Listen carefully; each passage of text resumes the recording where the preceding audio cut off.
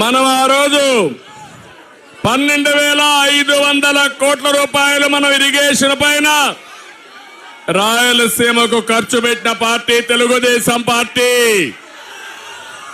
నేను అడుగుతున్నా వైఎస్ఆర్ కాంగ్రెస్ పార్టీని, మీరు పెట్టింది 20% కూడా లేదు.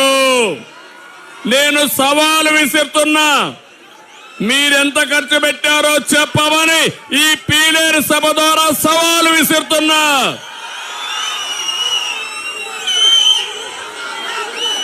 రాయలసీమ ద్రోహులుగా మిగిలిపోయారు. ఈ జగన్మోహన్ రెడ్డి 5 సంవత్సరాలుగా రాయలసీమకు అన్యాయం చేసి రాయలసీమ ద్రోహిగా మిగిలిపోయాడని చెప్పి నేను మీకు తెలియజేస్తున్నా. నేను ఆ రోజు ఒకటే ఆలోచించాను, రాయలసీమకు నీళ్లు ఇవ్వాలి, నీళ్లు ఇస్తే బంగారు పండుతుంది. ఈ రాయలసీమలో ప్రాజెక్టులు ప్రారంభించింది తెలుగుదేశం పార్టీ. అన్న నందమూరి తారక రామారావు గారి హయాంలోనే ప్రారంభమైనాయి. తెలుగు గంగ, హంద్రి నీవా, గాలేరు నగరి అన్ని ప్రాజెక్టులు ఆ రోజు ప్రారంభించిన ప్రాజెక్టులే. దాన్ని పూర్తి చేసేదే బాధ్యత కూడా తెలుగుదేశం పార్టీది.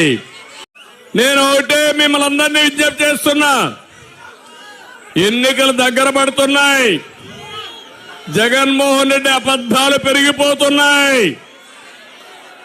ఆయన ఏం చదువుకున్నాడో నాకు తెలియదు కానీ కన్నార్పకుండా అబద్ధాలు చెప్పడంలో పిహెచ్డి చేశాడు. అవునా కాదా? అబద్ధాల కోర అవునా కాదా? తమిళ్లో 10 రూపాయలు ఇస్తాడు, 100 రూపాయలు దోచేసుకుంటాడు. అదే జలగన్న పాలసీ. అలాంటి జలగ మనకు కావాలని మిమ్మల్ని అడుగుతున్నా. అదే బటన్ నొక్కుడు కార్యక్రమం. అనునిత్యం అంటాడు నేను బటన్ నొక్కుతున్నానని. నేను అడుగుతున్నా, నీ బటన్ నొక్కుడు కార్యక్రమంలో ఎంత దోచేశావో సమాధానం చెప్పమని అడుగుతున్నా.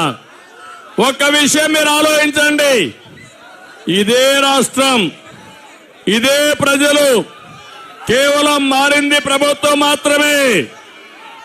నాడు లేని పన్నులు ఇప్పుడు ఎందుకు వచ్చాయి తమ్ముళ్ళు అని మిమ్మల్ని అడుగుతున్నా. ఇదే రాష్ట్రం, ఇదే ప్రజలు, నాడు లేని అప్పులు నేడు ఎందుకు వచ్చాయని ప్రజలు ఆలోచించుకోవాల్సిన అవసరం ఉంది.